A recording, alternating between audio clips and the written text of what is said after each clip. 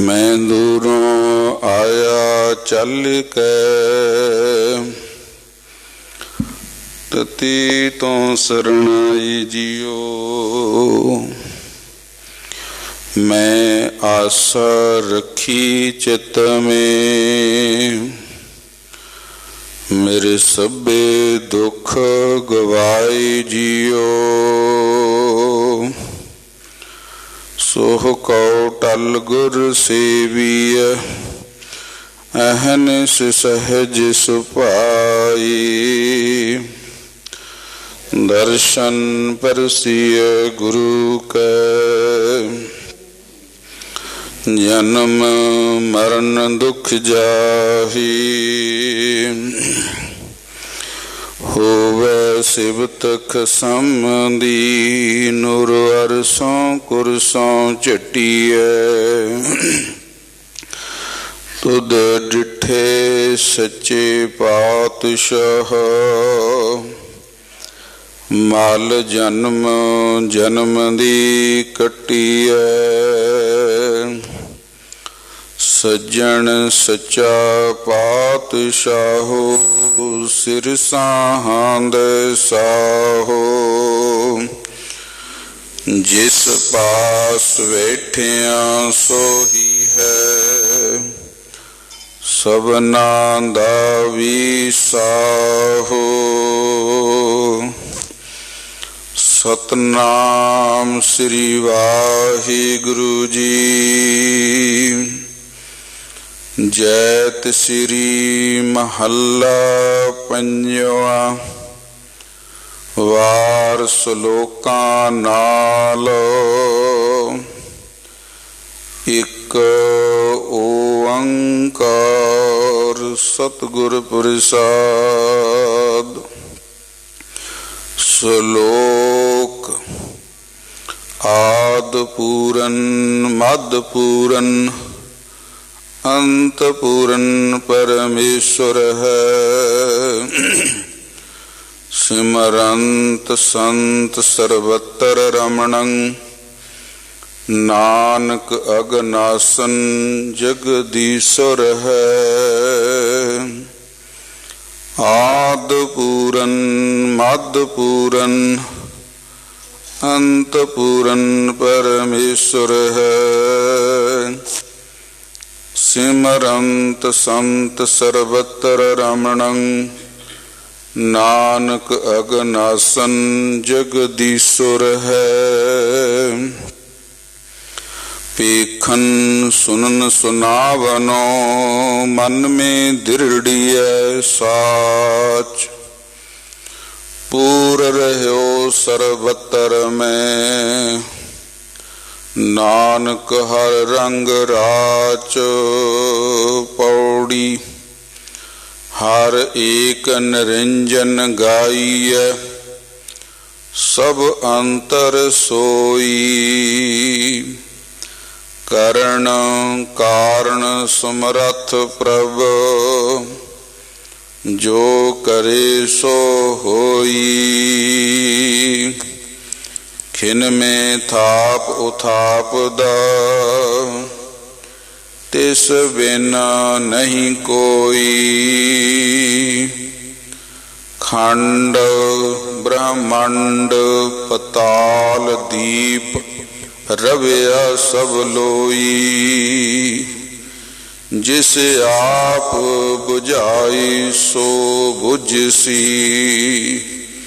निर्मल जन सोई। खंड ब्रह्मांड पताल दीप, रविया सब लोई। जिस आप बुझाई सो बुझसी, निर्मल जन सोई। वाहिगुरु जी का खालसा, वाहिगुरु जी की फतेह। परम सत्कारयोग गुरु रूप गुरु प्यारी गुरु खालसा साध संगत जियो। आओ पावन पवित्र हुक्मनामा जो सतगुਰਾਂ ने सानू बख्शिश कीता है, मन की एकाग्रता बनाइए। सतगुरु महाराज जी की पावन पवित्र विचार हुक्मनामे की सरवण करिए कि सतगुरु महाराज जी का सानू की उपदेश है।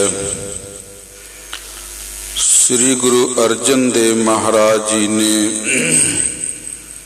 ये जैत श्री दी वार श्लोक ते पौड़ी नाल उचारण कीती है। इहदे विच श्लोक भी श्री गुरु अर्जन देव महाराज जी दे हन ते पौड़ी भी श्री गुरु अर्जन देव महाराज जी दी ही है। पर यह हुक्मनामा श्री गुरु ग्रंथ साहब महाराज जी दे मद दे विच जिहड़ी अरदास हुंदी है वो इस हुक्मनामे तो अरदास शुरू हुंदी है। भाव कह लीए कि श्री अखंड पाठ साहिब आरंभ कीता होवे ते जदों बाणी दी मद दी अरदास हुंदी है सो इसे जैत श्री वार दे विच ही अरदास हुंदी है, आरंभ दे विच। क्योंकि सतगुरु पातशाह जी दे अंग 1430 हन। कईयां दी विचार है कि जिहड़ी मद दी अरदास है ओह 1430 अंग दे मुताबक 715 ते मद लगना चाहिदा है। पर नहीं भाई, गुरु घर की मर्यादा जो सतगुरां दी सदीवी काल तो चली आ रही है सो वो ये है कि सतगुरु महाराज जी की जिहड़ी बाणी दे पूर्ण तौर ते शब्द जो गिणती मिणती है शब्दां दी ध्यान नाल सरवण करियो। जिहड़ी गिणती मिणती है ना गुरु ग्रंथ साहब विच शब्दां दी वो साध संगत 1410 ते संपूर्ण हो जाती है। जेड़े 20 अंग रह जाते ने वो शब्दां च गिने जाते ने, जिस करके वो 20 अंग जिमें सुखैन जा तरीका दस दी असी रागमाला पढ़ते हाँ इको ही शब्द गिणिया जाता है, क्योंकि उहदे विच कोई ब्रेक नहीं है, सरो विचार। ते सतगुरु महाराज जी ने 1410 अंग ते उत्थे सरलेख दिता है वारां दे वधीक। भाव की सतगुरु महाराज जी 1410 ते अध कर दिंदे ने गुरु ग्रंथ साहब महाराज जी की बाणी दा, ते जेड़े उदों बाद 12 दे वधीक लिखे है कि वाधू शब्द लिखे हन। भाव की ये शब्द गिणती करिए जिमें ज्ञानी गुरबचन सिंह जी खालसा भिंडरां वालियां ने लिखे है कि सारे उन्होंने अनंत सेवक भाई नाहर सिंह जी उन्होंने गिणती करके भी शब्दां दी जदों सरलेख होया ते मद है जिहड़ा वो 705 ते ही लगता है। पर इत्थे सतगुरु महाराज जी दे जेड़े वाधू श्लोक ने वर्णन कीते ने वारां दे वधीक लिखे है उत्थे बकायदा सरो विचार।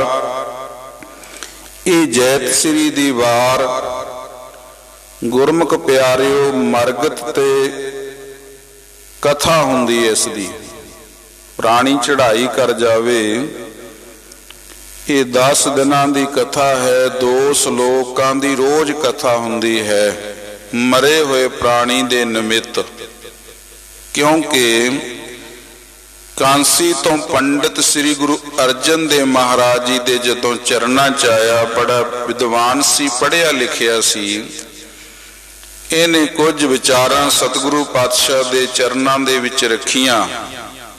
क्योंकि मैं लम्मा ना करा, बहुत लम्मा ही विचार है इस बाबत।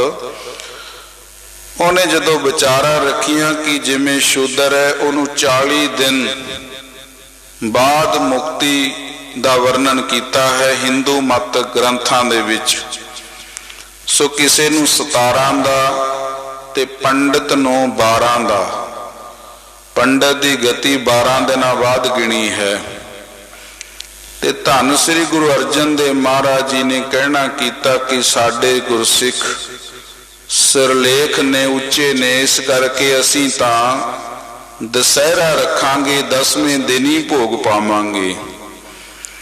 ਤੇ ਗੁਰਮੁਖ ਪਿਆਰਿਓ, ਫਿਰ ਇਹ ਜੈਤ ਸ੍ਰੀ ਦੀ ਵਾਰ ਸ੍ਰੀ ਗੁਰੂ ਅਰਜਨ ਦੇਵ ਮਹਾਰਾਜ ਜੀ ਨੇ ਉਚਾਰਨ ਕੀਤੀ। ਤੇ ਇਹਦੇ ਵਿੱਚ ਬ੍ਰਹਮੰਡ ਦੀ ਵਿਚਾਰ ਹੈ, ਆਦਿ ਦੀ ਵਿਚਾਰ ਹੈ, ਮੱਧ ਦੀ ਵਿਚਾਰ ਹੈ ਤੇ ਅੰਤ ਦੀ ਵਿਚਾਰ ਹੈ। ਇਸ ਕਰਕੇ ਆਓ ਆਪਾਂ ਮੁੱਢਲੇ ਜੇ ਅਰਥ ਨੇ ਵਿਚਾਰ ਲਈਏ, ਥੋੜੀ ਜੀ ਸਮਝ ਆ ਜਾਵੇ।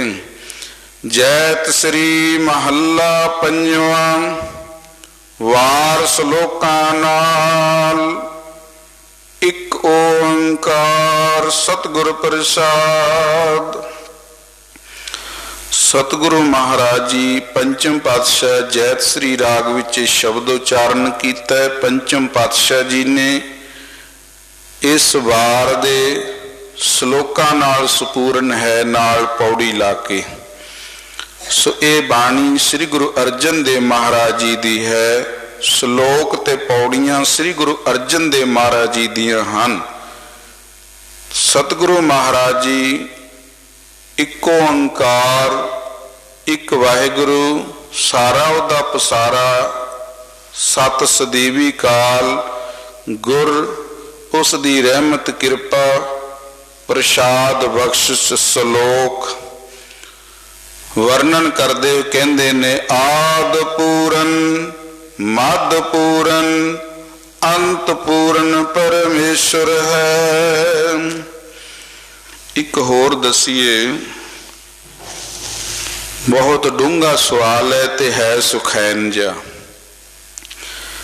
ਗੁਰੂ ਗ੍ਰੰਥ ਸਾਹਿਬ ਮਹਾਰਾਜ ਜੀ ਰੰਭਤਾ ਜਿਹੜੀ ਹੈ, ਇੱਕੋ ਓੰਕਾਰ ਜਿਹੜਾ ਹੈ ਉਹ ਤਾਂ ਮੰਗਲਾਚਰਨ ਹੈ।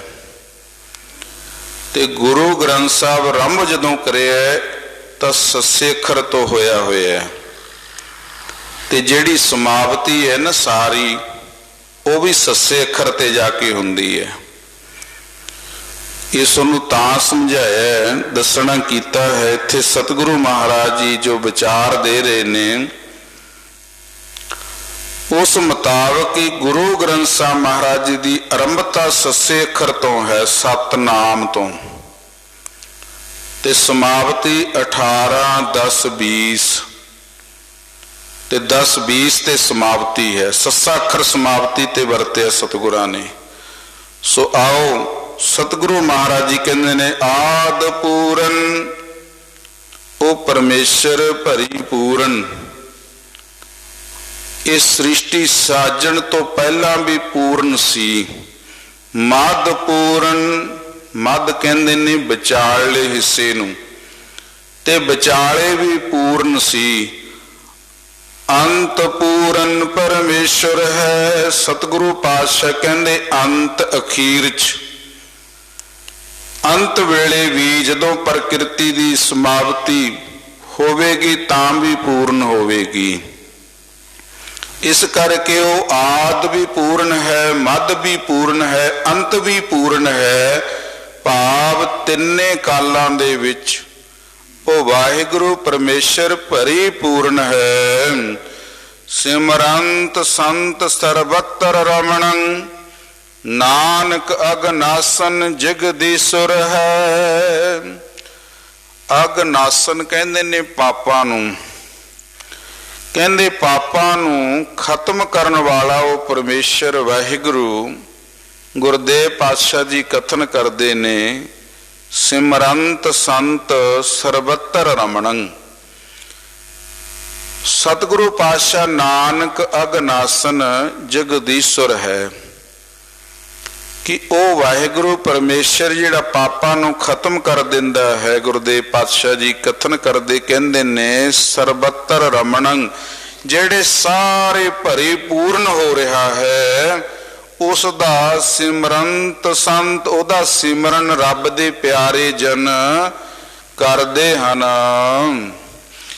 ਵੇਖਣ ਸੁਣਨ ਸੁਨਾਵਨੋ ਮਨ ਮੇ ਦਿਰੜੀਐ ਸਾਚ।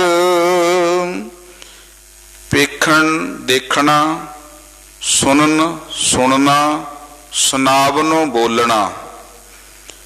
ਵੇਖਣਾ ਦਰਸ਼ਨ ਕਰਨ ਨੂੰ ਕਹਿੰਦੇ ਨੇ, ਸੁਣਨ ਆਪਾਂ ਸੁਣਨ ਨੂੰ ਕਹਿੰਦੇ ਹਾਂ, ਸੁਨਾਵਨੋਂ ਕਹਿੰਦੇ ਕੋਈ ਗਾਈ ਭਾਈ ਤੂੰ ਕੋਈ ਗੱਲ ਸੁਣਾ, ਕੋਈ ਬਚਨ ਸੁਣਾ। ਇਸ ਕਰਕੇ ਵੇਖਣ ਦੇ ਨਾਲ ਵੀ, ਸੁਣਨ ਦੇ ਨਾਲ ਵੀ, ਸੁਨਾਵਨੋਂ ਨਾਲ ਵੀ ਮਨ ਮੇ ਦਿਰੜੀਐ ਸਾਚ। ਹਿਰਦੇ ਦੇ ਅੰਦਰ ਉਸ ਵਾਹਿਗੁਰੂ ਦੇ ਮਨ ਦੁਆਰਾ ਸੱਚੀ ਵਿਚਾਰ ਰੱਬ ਦੇ ਪਿਆਰੇ ਹਿਰਦੇ ਅੰਦਰ ਰੱਖਦੇ ਹਨ, ਭਾਵ ਦ੍ਰਿੜ ਕਰਦੇ ਨੇ।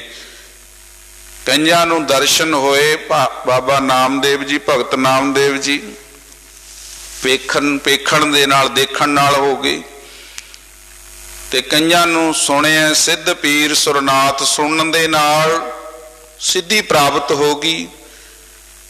ਕਈਆਂ ਨੂੰ ਸੁਨਾਵਨੋਂ ਵਿਚਾਰ ਕਥਾ ਜਿਵੇਂ ਆਪਾਂ ਸੁਣਦੇ ਹਾਂ। ਮਨ ਮੇ ਦਿਰੜੀਐ ਸਾਚ, ਹਿਰਦੇ ਦੇ ਅੰਦਰ ਦ੍ਰਿੜ ਕਰਨਾ, ਵਿਚਾਰ ਕੇ ਹਿਰਦੇ ਦੇ ਅੰਦਰ ਸੱਚ ਨੂੰ ਟਿਕਾ ਲੈਣਾ। ਇਸ ਕਰਕੇ ਉਹ ਦੋਨਾਂ ਤਿੰਨਾਂ ਪੱਖਾਂ ਦੇ ਵਿੱਚ ਆਪ ਹੀ ਵਿਚਰਦਾ ਹੈ। ਪੂਰ ਰਹਿਓ ਸਰਬੱਤਰ ਮੇ ਨਾਨਕ ਹਰ ਰੰਗ ਰਾਚ। ਉਹ ਪਰਮੇਸ਼ਰ ਸਾਰੇ ਪਾਸਿਓਂ ਪਰਿਪੂਰਨ ਹੈ ਤੇ ਸਾਰੇ ਸਰਬੱਤਰ ਮੇ, ਸਾਰੇ ਸਰਬੱਤਰ ਕਹੀਏ ਸਾਰੇ ਕਿਤੇ ਰਮਿਆ ਹੋਇਆ। ਗੁਰਦੇਵ ਕਹਿੰਦੇ ਤੇ ਉਸੇ ਦੇ ਹੀ ਰੰਗ ਚੱਲ ਰਹੇ ਹਨ। ਪੂਰ ਰਹਿਓ ਸਰਬੱਤਰ ਮੇ, ਉਹ ਸਾਰੀ ਪ੍ਰਕਿਰਤੀ ਚ ਕਹਿ ਲਵਾਂ ਮੈਂ ਵੀ ਪੂਰਨ ਹੈ। ਨਾਨਕ ਹਰ ਰੰਗ ਰਾਜ, ਸਾਰੇ ਉਸੇ ਦੇ ਰੰਗ ਨੇ ਤੇ ਸਾਰੇ ਉਹਦੇ ਰੰਗ ਦੇ ਵਿੱਚ ਰਾਜ ਰਚੇ ਹੋਏ ਹਨ। ਪੌੜੀ ਹਰ ਏਕ ਨਿਰੰਜਨ ਗਾਈਏ ਸਭ ਅੰਤਰ ਸੋਈ। ਇੱਕ ਹਰੀ ਵਾਹਿਗੁਰੂ ਨਿਰੰਜਨ ਜਿਹੜਾ ਹੈ, ਸਭ ਅੰਤਰ ਸੋਈ। ਜਿਹੜਾ ਅੰਤਰੀ ਭਾਵ ਅੰਦਰ ਹਿਰਦੇ ਅੰਦਰ ਲਾ ਲਓ, ਇਸ ਪ੍ਰਕਿਰਤੀ ਦੇ ਅੰਦਰ ਲਾ ਲਓ, ਸੰਸਾਰ ਦੇ ਅੰਦਰ ਲਾ ਲਓ। ਹਰ ਏਕ ਨਿਰੰਜਨ ਗਾਈ ਹੈ, ਉਹ ਇੱਕੋ ਹੀ ਹੈ ਵਾਹਿਗੁਰੂ ਤੇ ਉਸੇ ਦੇ ਹੀ ਗੀਤ ਰੱਬ ਦੇ ਪਿਆਰੇ ਗਾਉਂਦੇ ਹਨ। ਸਭ ਅੰਤਰ ਸੋਈ, ਸਾਰਿਆਂ ਦੇ ਵਿੱਚ ਉਹ ਪਰਮੇਸ਼ਰ ਨਿਰੰਕਾਰ ਇੱਕੋ ਹੀ ਵਸਿਆ ਹੋਇਆ ਹੈ। ਕਰਨ ਕਾਰਨ ਸਮਰੱਥ ਪ੍ਰਭ ਜੋ ਕਰੇ ਸੋ ਹੋਈ। ਸਤਿਗੁਰੂ ਪਾਤਸ਼ਾਹ ਮਹਾਰਾਜ ਜੀ ਕਹਿੰਦੇ ਕਾਰਨ ਕਾਰਨ ਸਮਰੱਥ, ਉਹ ਕਰਨਹਾਰਾ ਹੈ, ਜੋ ਕਰ ਸਕਦਾ, ਜੋ ਮਰਜ਼ੀ ਚਾਹੇ ਉਹ ਕਰ ਸਕਦਾ ਹੈ।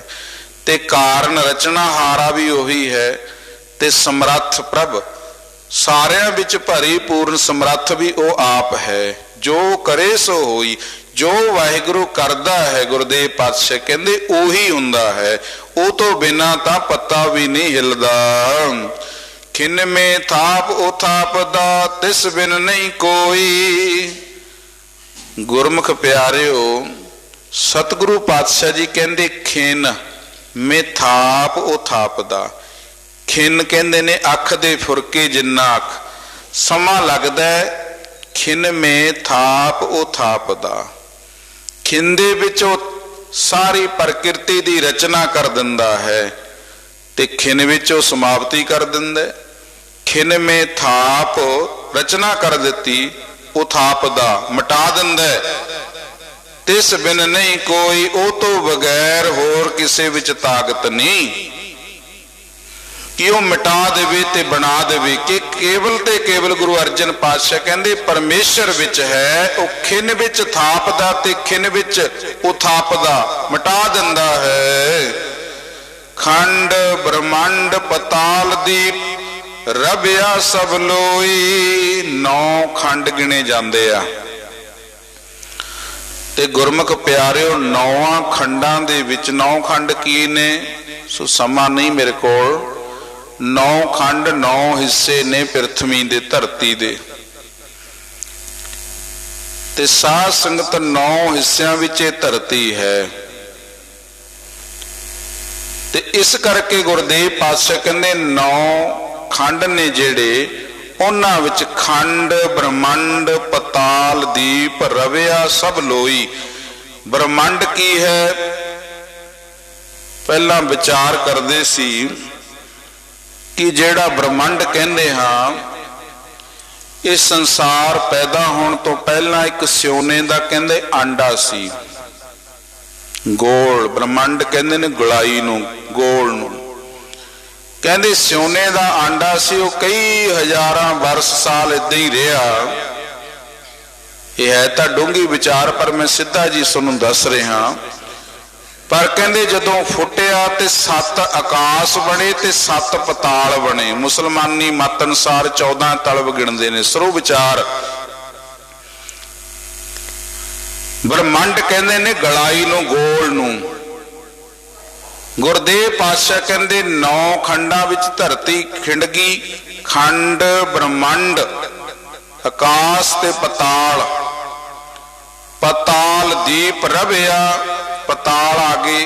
इन्हां सारिਆਂ विचों आप रमिया होया। सब लोई, सारे पासे परिपूर्ण भाव परमेश्वर आप है। जिस आप बुझाए सो बुझसी, निर्मल जन सोई।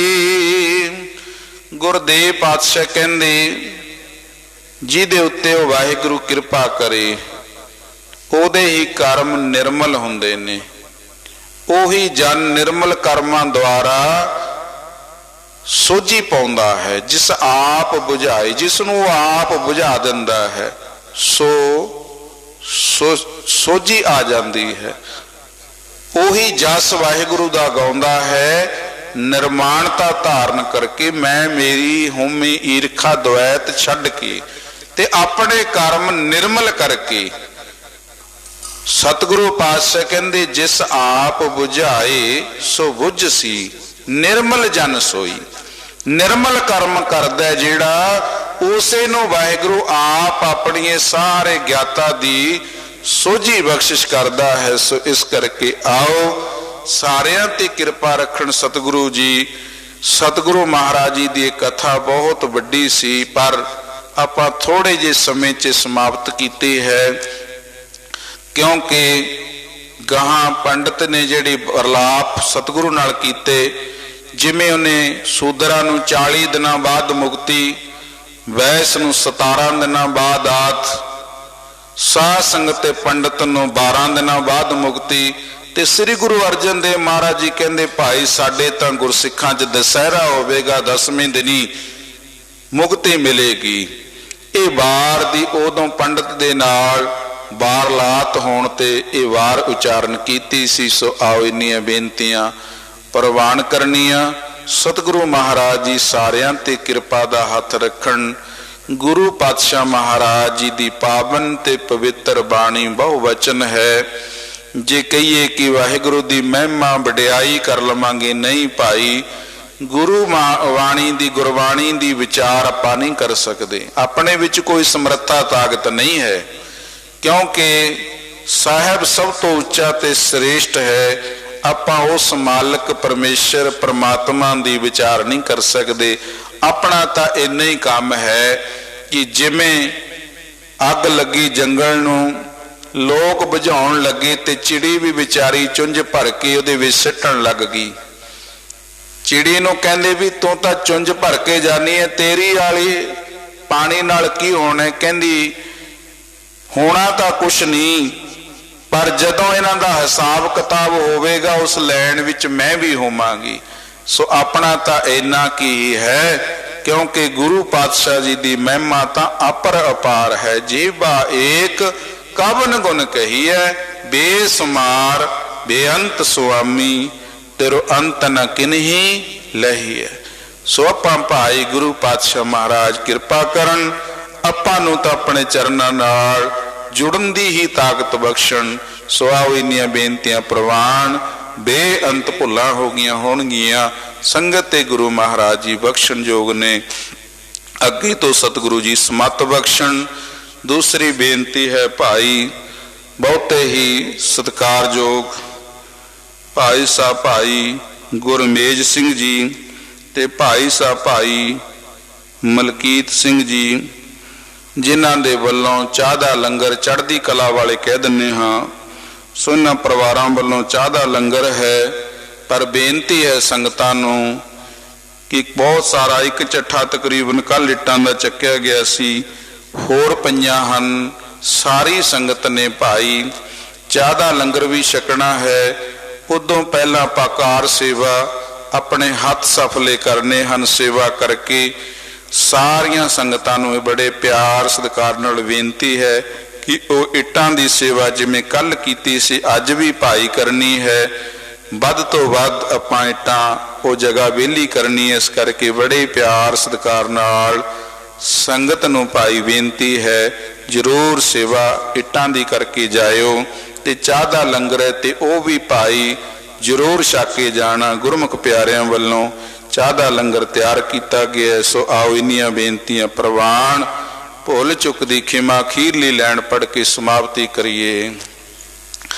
ਖੰਡ ਬ੍ਰਹਮੰਡ ਪਤਾਲ ਦੀਪ ਰਵਿਆ ਸਭ ਲੋਈ, ਜਿਸ ਆਪ ਬੁਝਾਏ ਸੋ ਬੁਝਸੀ, ਨਿਰਮਲ ਜਨ ਸੋਈ। ਵਾਹਿਗੁਰੂ ਜੀ ਕਾ ਖਾਲਸਾ ਵਾਹਿਗੁਰੂ ਜੀ ਕੀ ਫਤਿਹ। ਜਪੋ ਸਤਿਨਾਮ ਵਾਹਿਗੁਰੂ ਸਤਿਨਾਮ ਵਾਹਿਗੁਰੂ।